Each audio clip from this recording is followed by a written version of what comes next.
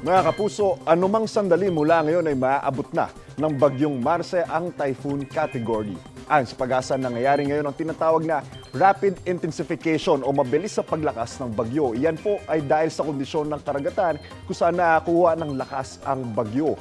Dahil dyan mga kapuso, nakataas po ang Tropical Cyclone Wind Signal number 1 sa Batanes, Cagayan, kasama po ang Babuyan Islands, northern at eastern portion Isabela, northern portion ng Apayao at northern portion ng Ilocos Norte. Sa ngayon po ay isa na pong severe tropical storm ang bagyong Marce. Namataan po yan sa layong 735 kilometers silangan po ng Baler Aurora. Sa oras ito mga kapuso ay malakas po ito na 110 kilometers per hour at pagbugso nga abot po sa 135 kilometers per hour at kumikilos po yan pa northwest sa bilis at 25 kilometers per hour.